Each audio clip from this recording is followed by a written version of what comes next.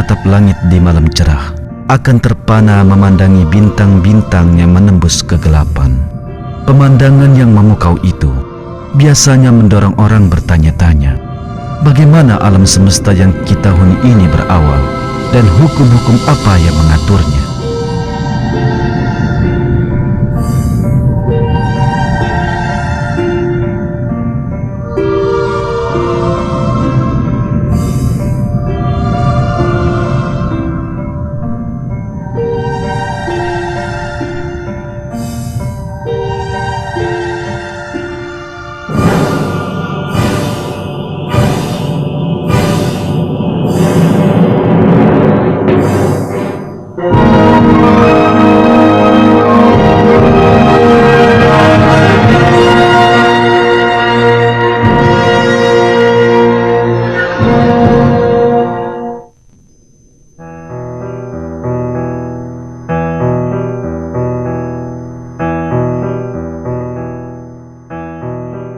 Bagaimana alam semesta berawal adalah pertanyaan yang mempesona manusia sepanjang zaman.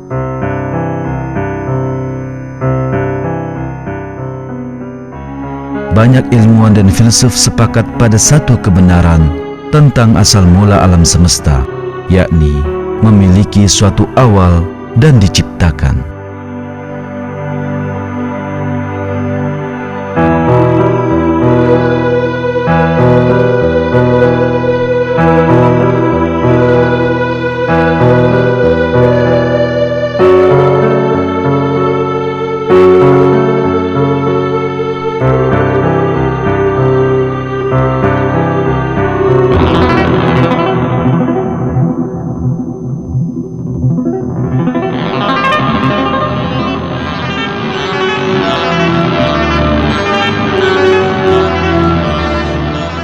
Namun, di Eropa abad ke-19, sejumlah kalangan mulai bersuara mengingkari kebenaran ini.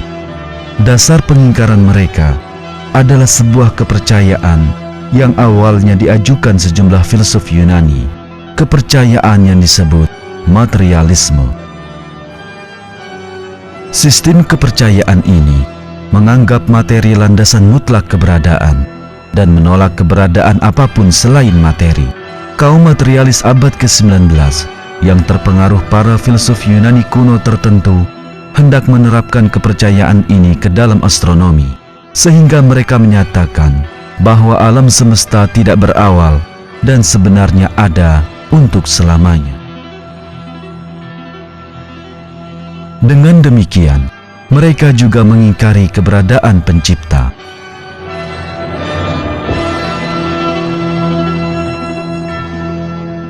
Bertahun-tahun kemudian, kepercayaan materialis ini dibantah ilmu pengetahuan abad ke-20.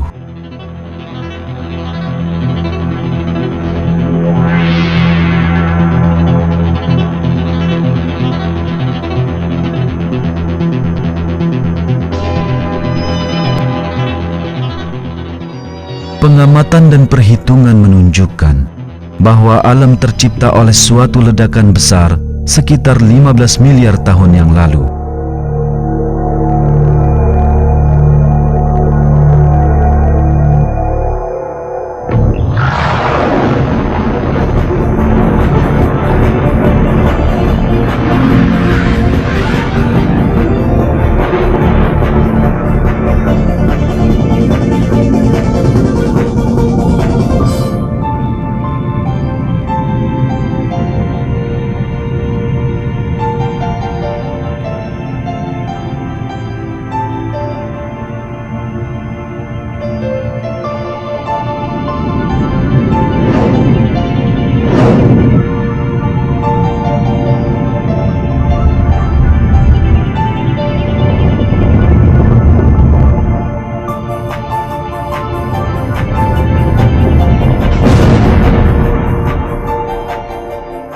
Dunia ilmu pengetahuan mulai menerima kenyataan bahwa alam semesta diciptakan. Ilmu pengetahuan menemukan Tuhan, seru sampul majalah Newsweek.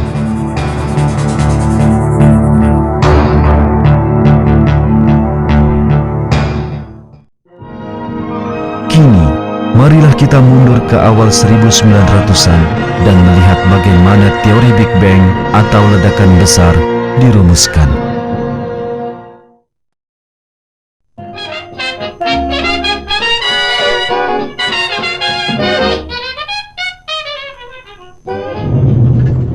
Kalender menunjukkan tahun 1929 dengan sebuah tungku buatan pabrik, yakni tungku terbesar yang pernah dibuat. Para buruh sedang mencetak sekeping cermin raksasa. Cermin raksasa ini akan ditempatkan pada sebuah teleskop yang lebih besar dan kuat daripada model-model sebelumnya, dan rencananya teleskop itu dipasang di Observatorium Mount Wilson, California, yang akan menyaksikan salah satu penemuan terbesar dalam sejarah.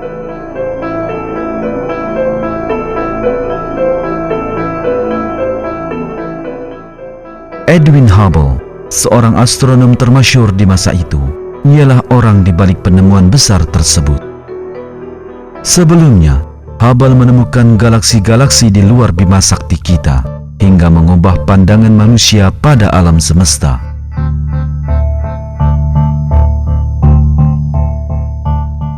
Tahun itu, ia membuat satu lagi penemuan besar dengan teleskop baru di Observatorium Mount Wilson ini.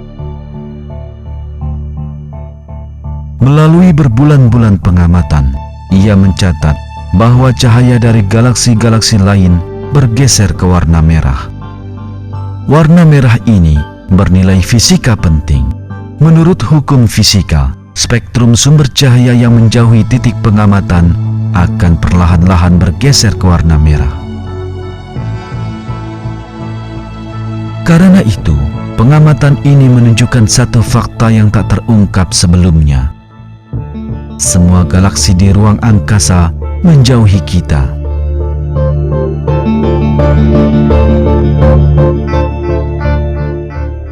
Penemuan ini berakibat tak terduga di dunia ilmu pengetahuan. Ilmu pengetahuan akan segera menegaskan satu kenyataan yang amat penting.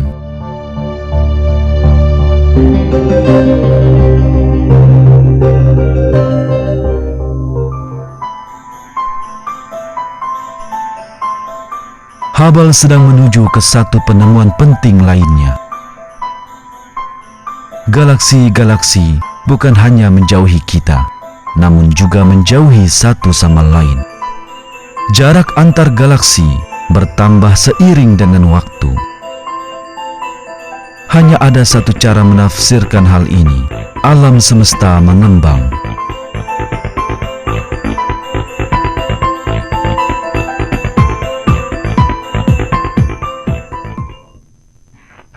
E is equal mc square, in which energy is third equal to.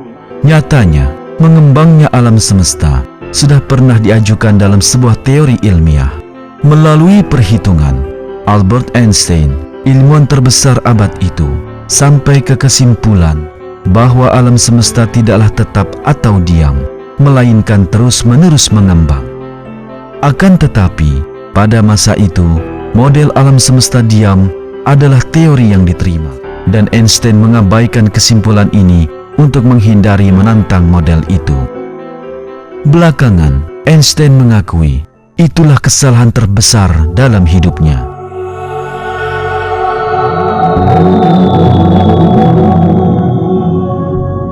Lalu, menggabungkan pengamatan dan perhitungan teoretis Hubble dengan pengembangan alam semesta yang teramati, apakah makna semua ini? Agar lebih paham bagaimana alam semesta mengembang, kita mesti membayangkan seluruh alam seakan permukaan sebuah balon yang sedang kita tiup. Pada balon itu, kita telah menggambar sejumlah titik berjarak sama. Bersama membesarnya balon, titik-titik tersebut kian menjauh satu sama lain.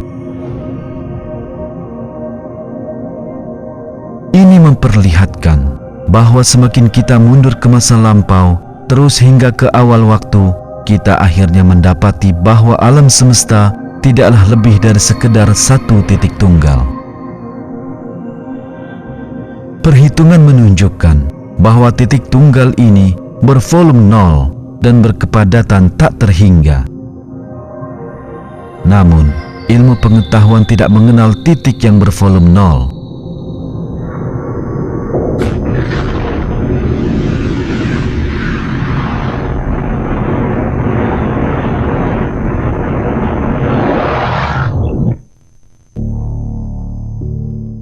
Alam semesta mewujud dari ledakan titik ini.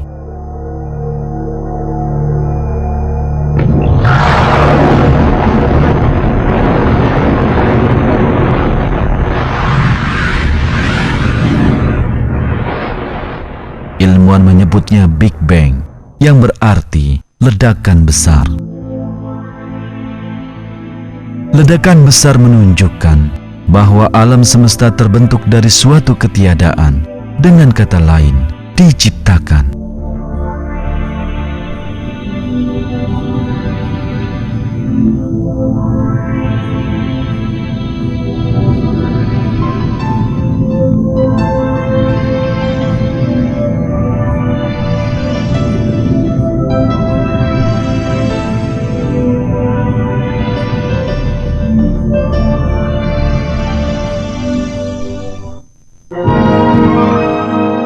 Selanjutnya akan kita lihat bagaimana fakta-fakta ilmiah ini sebenarnya telah dipaparkan dalam Al-Quran sejak dahulu.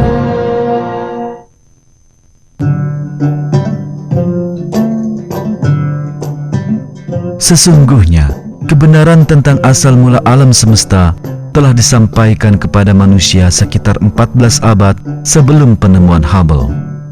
Di masa ketika astronomi belum berkembang, di dalam Al-Quran yang diturunkannya sebagai petunjuk, Allah menyatakan bahwa alam semesta diciptakan dari ketiadaan. Dia pencipta langit dan bumi.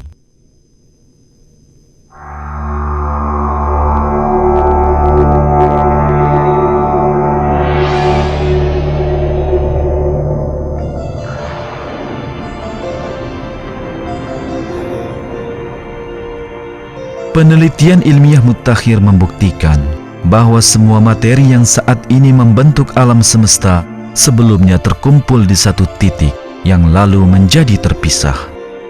Namun, kebenaran yang diungkapkan teori ledakan besar ini telah disampaikan kepada manusia 1400 tahun lalu dalam Al-Quran. Dan apakah orang-orang kafir tidak mengetahui bahwasanya langit dan bumi itu keduanya dulu adalah suatu yang padu, kemudian kami pisahkan antara keduanya.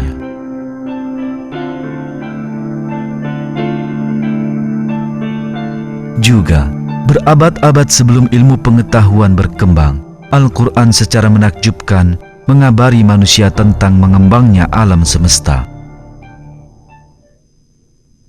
Dan langit itu kami bangun dengan kekuasaan kami, dan sesungguhnya kami benar-benar meluaskannya.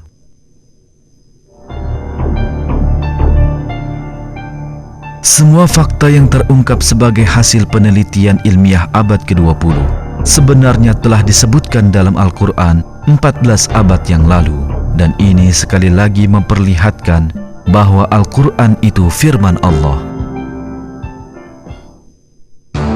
Bagaimana teori ledakan besar meraih kemenangan ilmiahnya? Bagaimana para pembela pemikiran materialis takluk saat menghadapi ledakan besar? Segera akan kita lihat.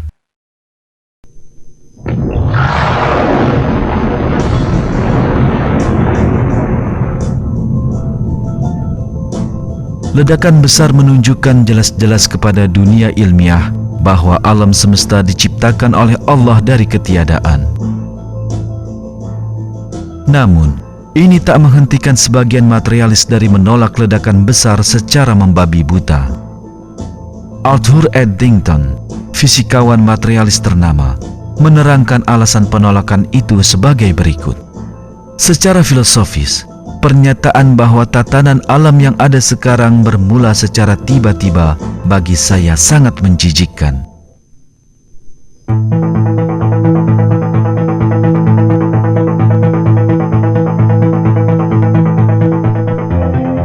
Astronom Inggris yang terkenal, Sir Fred Hoyle, juga sangat jengkel pada teori ledakan besar. Di pertengahan abad ke-20, Hoyle mengajukan gagasan tandingannya, Steady State Theory atau teori keadaan tetap. Teori ini tak banyak berbeda dengan teori alam semesta tetap yang diterima luas di abad ke-19. Teori keadaan tetap, seperti juga materialisme abad ke-19, menyatakan bahwa alam semesta selalu ada dan berukuran tak terhingga. Tujuan sebenarnya teori ini adalah mendukung filsafat materialis dan sungguh berseberangan dengan teori ledakan besar yang secara ilmiah menerangkan terciptanya alam. Selama beberapa waktu, para pembela teori keadaan tetap menahan serbuan teori ledakan besar.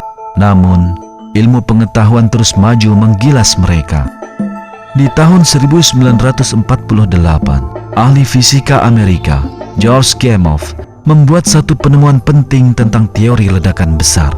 Menurut perhitungan Gamow, seharusnya ada sejumlah tertentu radiasi di alam semesta sebagai sisa dari ledakan besar itu. Radiasi ini mestinya tersebar merata di seluruh alam. Bukti yang diperlukan demi membenarkan perhitungannya datang tak terlalu lama. Di tahun 1965, ilmuwan Arno Penzias dan Robert Wilson bersama-sama menemukan radiasi ini. Radiasi ini, yang mereka sebut radiasi latar alam semesta, tersebar merata kemanapun mereka melihat di alam semesta. Radiasi ini segera disadari sebagai warisan ledakan besar yang masih menggema sejak detik-detik pertama ledakan itu. Penzias dan Wilson berbagi hadiah Nobel untuk penemuan penting ini. Arno Penzias menyatakan yang berikut tentang peristiwa hebat ini. Astronomi menuntun kita kepada satu kejadian unik, suatu alam semesta yang tercipta dari ketiadaan. 10, 9, 8, 7, 6, 5, 4, 3, 2, 1.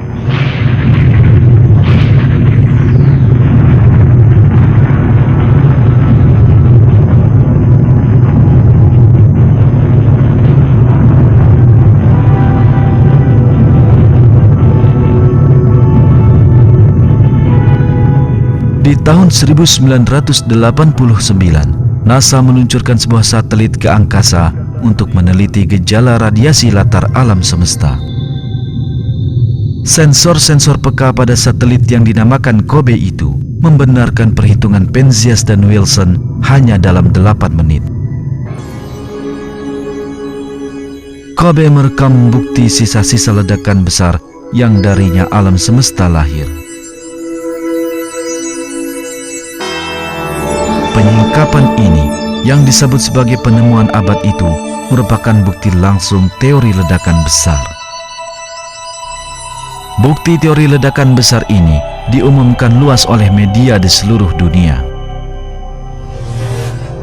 Pertama-tama malam ini, kami akan mencoba menjelaskan dengan bahasa yang kita semua pahami apa yang seorang ilmuwan hari ini sebut penemuan terbesar abad ini, jika bukan sepanjang masa. Itulah kata-kata fisikawan Inggris Stephen Hawking, pengarang dari Francisca Herbert. Teori ledakan besar dibuktikan oleh penelitian tentang kabut bintang. Pada acara close up pagi ini, saya akan melihat tulisan tangan Tuhan. Itulah sebutan para ilmuwan bagi data terakhir yang mereka peroleh dari angkasa luar. Astrofisikawan merasakan satelit yang berpernak-pernik. Selain bukti seperti mengembangnya alam semesta dan radiasi latar, satu lagi tanda penting adalah jumlah gas hidrogen dan helium yang ada di ruang angkasa. Pengamatan ilmiah menunjukkan bahwa perbandingan antara hidrogen dan helium di alam semesta tepat sama dengan sisa sejak ledakan besar yang diramalkan perhitungan. Kandungan hidrogen yang tinggi dalam bintang-bintang yang masih membara di alam semesta menjadi tambahan bukti bagi teori ledakan besar. Sebab jika alam semesta tidak berawal dan selamanya ada seperti yang dinyatakan kaum materialis, seharusnya hidrogen kini telah menjadi helium.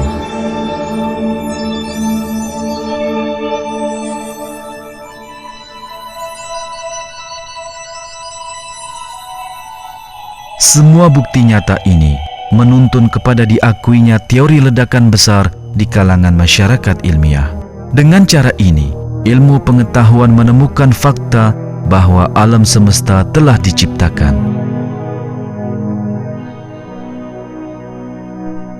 Dennis Sciama yang bertahun-tahun membela teori keadaan tetap bersama Fred Hoyle mengungkapkan perasaannya tentang bukti-bukti teori ledakan besar sebagai berikut.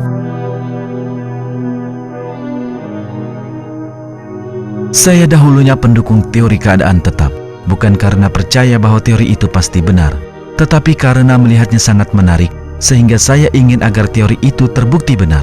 Namun, karena bukti-bukti pengamatan yang menentang kian banyak, kian jelas bahwa permainan sudah selesai, dan orang harus meninggalkan teori keadaan tetap.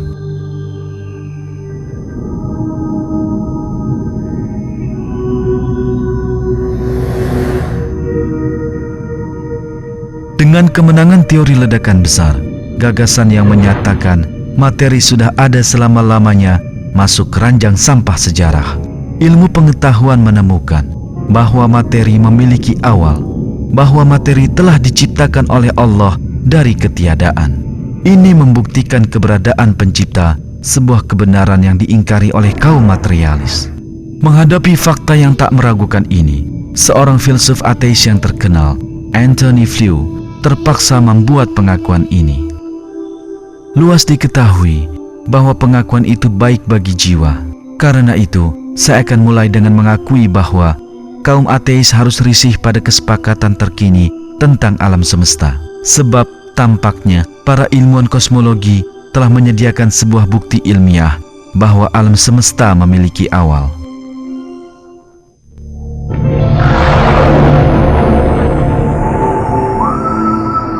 Teori ledakan besar membuktikan tidak hanya materi yang mempunyai awal, tetapi juga waktu. Waktu juga tercipta bersama ledakan besar, sebab waktu adalah suatu gagasan yang bergantung pada materi dan tak dapat dibahas tanpa materi. Fakta ini juga menunjukkan kepada para ilmuwan bahwa materi dan waktu telah diciptakan pencipta yang tak terikat oleh gagasan-gagasan itu dan yang mengatur segalanya.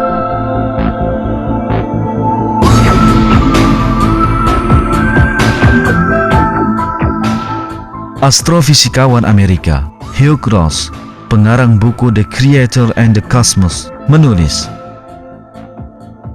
jika permulaan waktu seiring sejalan dengan awal alam semesta, maka penyebab alam haruslah suatu wujud yang bekerja di suatu dimensi waktu yang sepenuhnya lepas dari dan telah ada sebelum dimensi waktu alam semesta. Ini memberitahu kita bahwa Sang Pencipta itu maha tinggi dan bertindak di luar batas-batas dimensi alam semesta.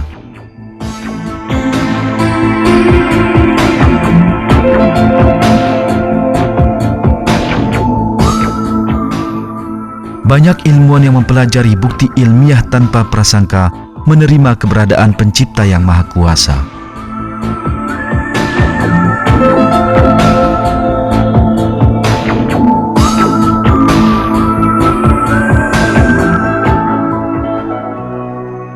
Pencipta materi dan waktu ialah Allah, Tuhan bumi, langit, dan seluruh alam.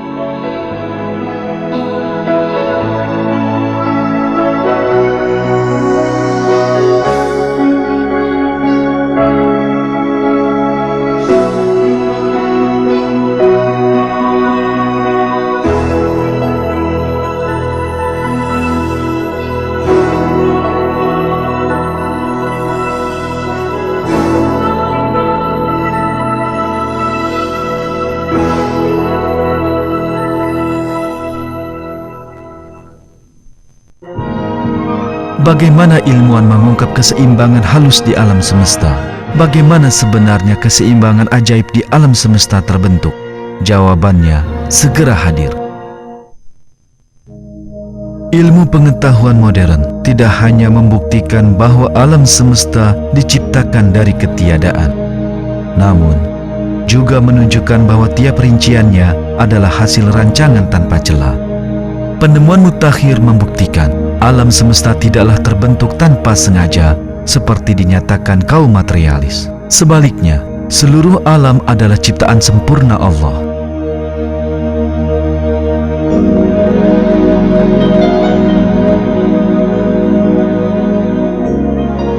Salah satu peran alam semesta yang ditetapkan Allah adalah membentuk lingkungan ternyaman bagi manusia.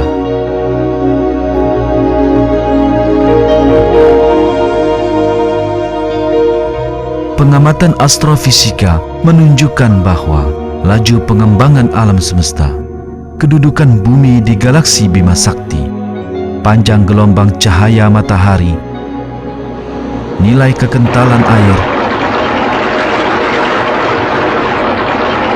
jarak antara bumi dan bulan, perbandingan jumlah gas-gas atmosfer, dan banyak faktor lain telah dirancang membentuk lingkungan ternyaman bagi manusia. Keseimbangan ini amatlah halus, hingga sedikit perubahan dalam perbandingan-perbandingan ini membuat bumi tak layak huni. Dunia kita akan menjadi planet mati.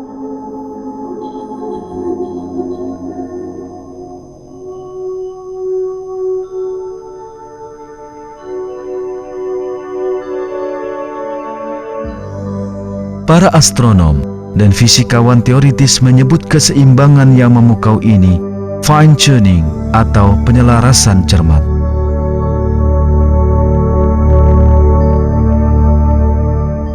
Dan seiring bergantinya hari, ditemukan lebih banyak bukti lagi penyelarasan cermat ini. Melihat kenyataan ini, banyak ilmuwan, bahkan yang memendam prasangka materialis, menerima bahwa alam semesta itu sebuah rancangan agung dan hasil penciptaan.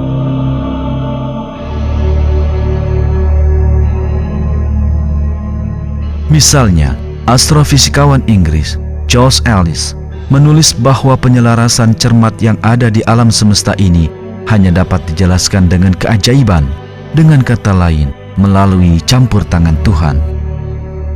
Penyelarasan cermat yang mengagumkan terjadi dalam hukum-hukum yang memungkinkan kerumitan ini. Kesadaran akan kerumitan hasil penyelarasan itu membuat sangat sulit menghindari pemakaian kata ajaib tanpa berpihak mengenai status keberadaan dunia ini.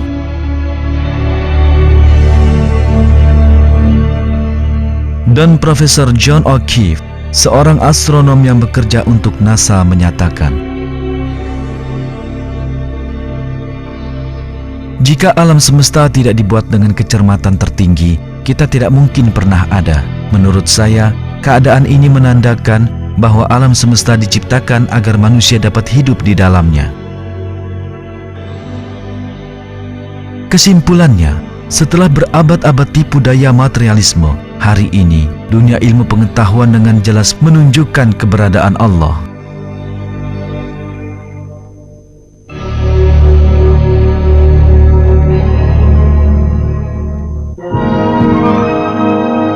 Keseimbangan mengagumkan dari ledakan besar, tatanan agung yang tercipta setelahnya, semua segera kita lihat.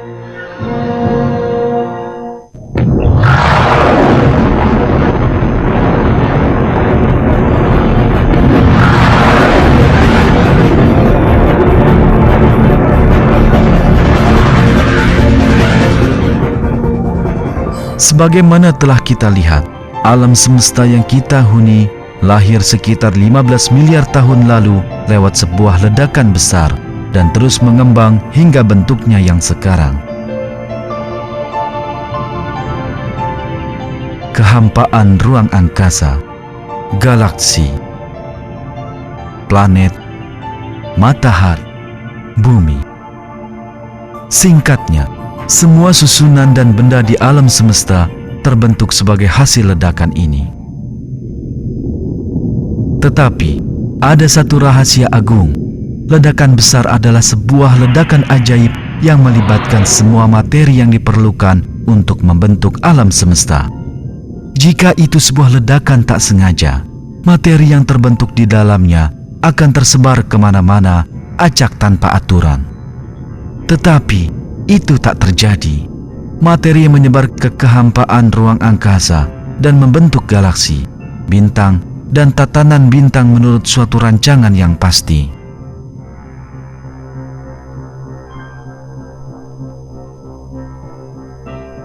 Akhirnya, terbentuklah satu alam semesta yang amat teratur dan tertata.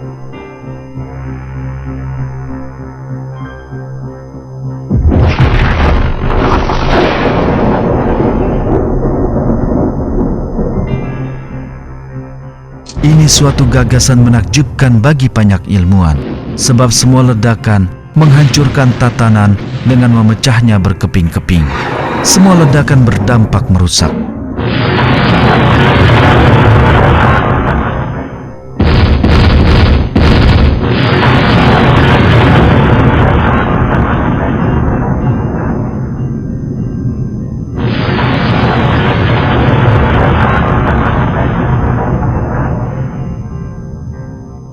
Karena itu, terbentuknya tatanan tanpa celah setelah ledakan besar ini hanya dapat dijelaskan sebagai sebuah keajaiban. Sebagaimana yang dinyatakan astrofisikawan Alan Sandage. Saya melihat amat tidak mungkin tatanan semacam itu lahir dari kekacauan. Tuhan adalah penjelasan bagi keajaiban keberadaan, mengapa ada sesuatu dari ketiadaan.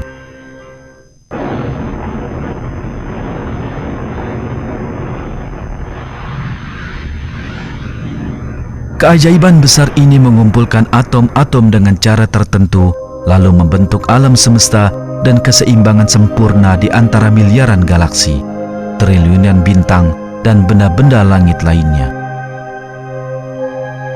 Allah lah yang maha bijaksana dan maha kuasa, yang membuat keajaiban ini dan memperlihatkannya kepada kita. Allah berfirman dalam Al-Quran,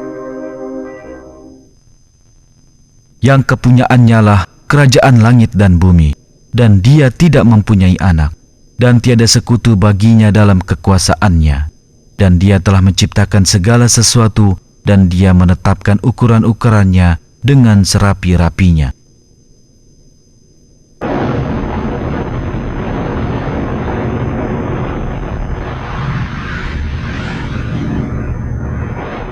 Serpihan-serpihan materi yang terbentuk akibat ledakan besar mulai saling menjauhi dengan kecepatan amat tinggi.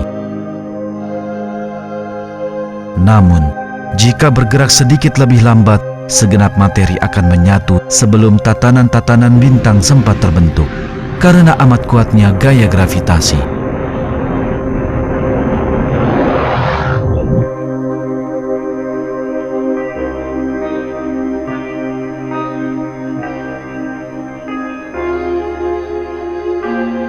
Dan jika alam semesta mengembang agak sedikit lebih cepat, segenap materi di dalamnya akan terserak dan tersebar ke segala penjuru, lenyap tanpa menyempatkan pembentukan galaksi dan bintang. Dalam kedua keadaan itu, tak akan ada makhluk hidup termasuk kita di alam semesta. Namun, keduanya tidak terjadi. Dan sebaliknya, laju pengembangan yang dirancang begitu baik melahirkan tatanan alam semesta yang sekarang ini. Jadi, seberapa haluskah keseimbangan ini?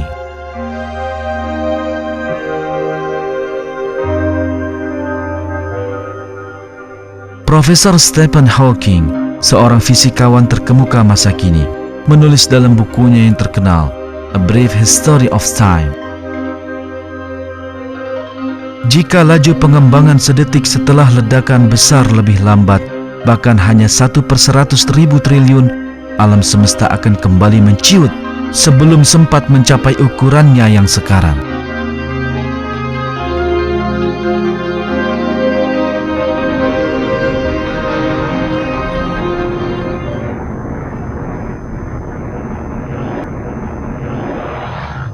Majalah terkenal Science mengibaratkan awal alam semesta seperti menegakkan sebuah pensil di ujung lancipnya. Sedemikian hingga tetap tegak bahkan setelah 1 miliar tahun. Keseimbangan seperti itu sungguh di luar batas pemahaman manusia.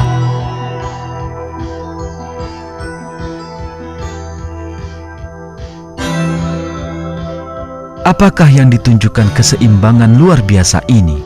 Pastilah, keseimbangan sehalus itu tak mungkin dijelaskan dengan ketidaksengajaan, melainkan menunjukkan sebuah rancangan cerdas. Fisikawan teoritis Paul Davies dari Adelaide University, Australia, menerima kenyataan ini sekalipun mendukung materialisme. Kemunculan bersama yang tampak ajaib dari nilai-nilai konstanta dasar alam semesta pastilah menjadi bukti terkuat bagi adanya suatu unsur rancangan alam semesta.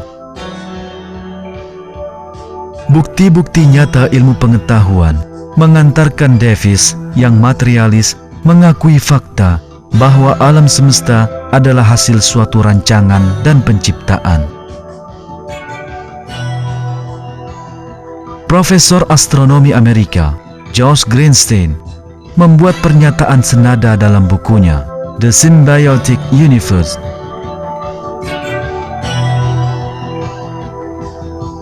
Seraya kita menelaah semua bukti, pemikiran terus-menerus timbul bahwa suatu pemeran di luar kekuatan alam, atau tepatnya pemeran, pasti terlibat.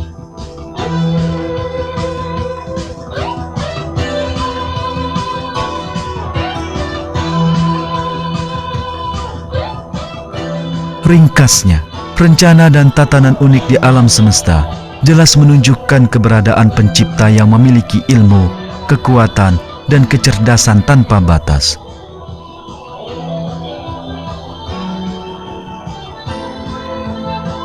Pencipta itu ialah Allah yang Maha Agung, Tuhan semesta alam.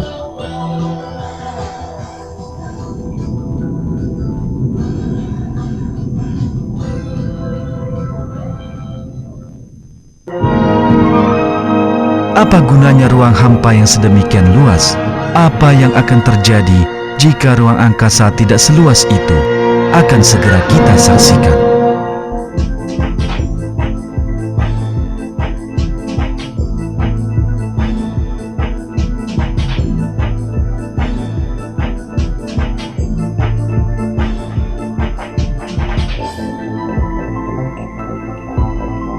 Jarak-jarak antar benda langit di alam semesta sangat menggentarkan besarnya dibandingkan dengan jarak-jarak di bumi.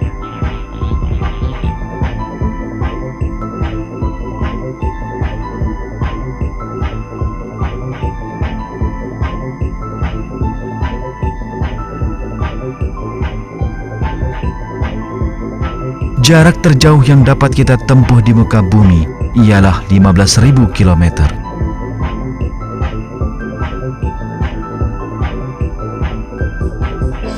Matahari, benda yang kita anggap cukup dekat dengan kita, jauhnya 10.000 kali jarak itu, sekitar 150 juta kilometer dari bumi. Jarak-jarak yang lebih besar diukur dengan satuan yang disebut tahun cahaya.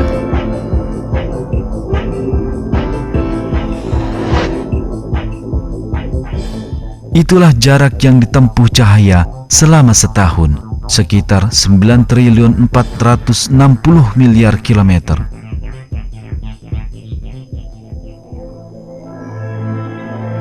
Galaksi Andromeda, tetangga terdekat Bima Sakti kita, terletak 2 juta tahun cahaya dari kita. Alam semesta sendiri berisi sekitar 100 miliar galaksi, dan dari sini kita menyadari bahwa membayangkan luasnya alam semesta adalah di luar kemampuan pemikiran kita. Lalu, mengapa alam semesta begitu luas? Para ilmuwan yang mencari jawabannya menemukan bahwa ukuran alam semesta adalah satu lagi angka yang mengejutkan. Jarak-jarak antar benda langit yang demikian jauh sebenarnya membuat mantap garis edar planet-planet. Perhitungan menunjukkan bahwa jika jarak-jarak ini sedikit saja lebih besar, gaya gravitasi antar bintang akan menggoyahkan garis edar itu, sehingga mengakibatkan benda-benda langit melenceng dari jalur biasanya.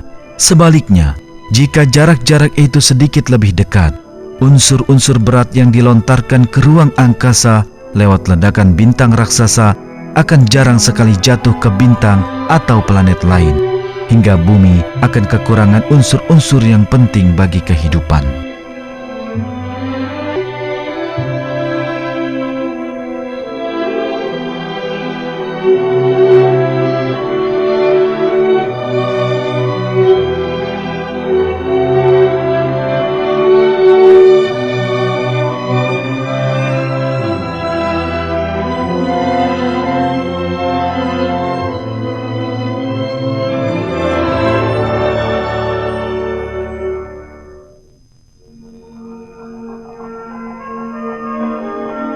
Kesimpulannya, segenap perhitungan tentang hal ini mengungkapkan satu kebenaran penting.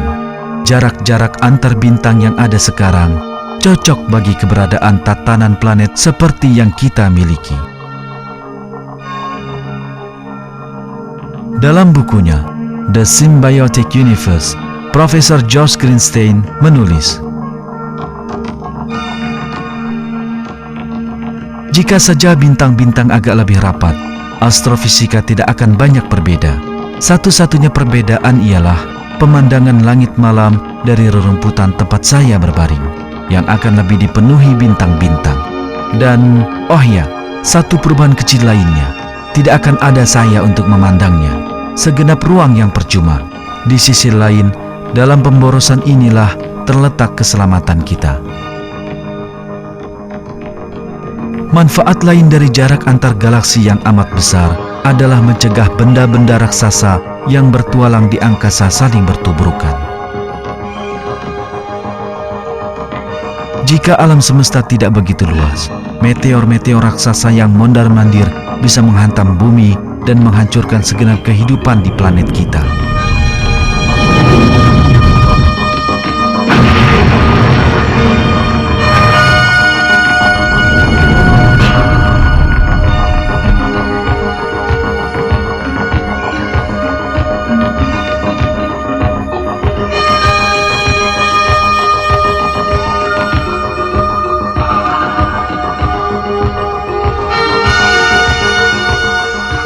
Seluruh keseimbangan ini menunjukkan bahwa jarak antar benda langit cocok bagi keberadaan kehidupan manusia. Jarak-jarak sebesar ini tidak tercipta secara acak. Allah menciptakannya dengan tujuan tertentu.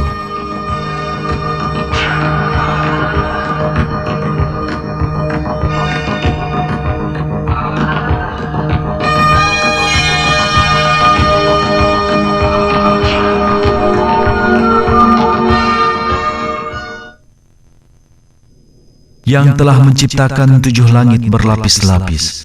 Kamu sekali-kali tidak melihat pada ciptaan Tuhan yang Maha Pemurah sesuatu yang tidak seimbang. Maka, lihatlah berulang-ulang. Adakah kamu lihat sesuatu yang tidak seimbang?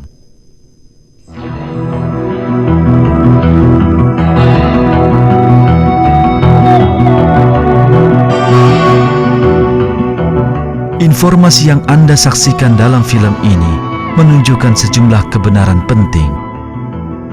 Filsafat materialisme yang menyangkal keberadaan Allah dan penciptaan alam semesta telah dibantah oleh ilmu fisika dan astronomi modern. Ilmu pengetahuan membuktikan bahwa alam semesta diciptakan oleh Allah.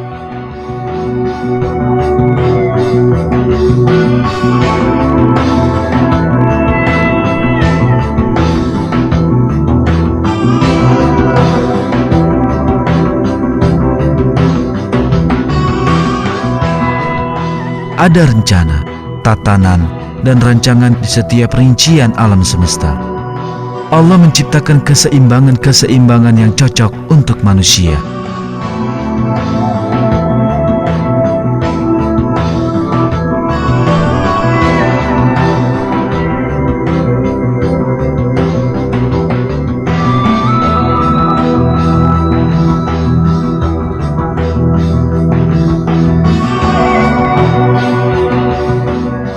Allah, pemilik pengetahuan, kekuatan dan hikmah yang tanpa batas, menciptakan alam semesta.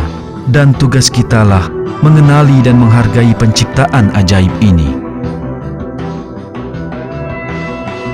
Sebab dalam Al-Quran, Allah mengingatkan manusia sebagai berikut. Sesungguhnya, Tuhan kamu ialah Allah yang telah menciptakan langit dan bumi dalam 6 masa. Lalu dia bersemayam di atas Arsy.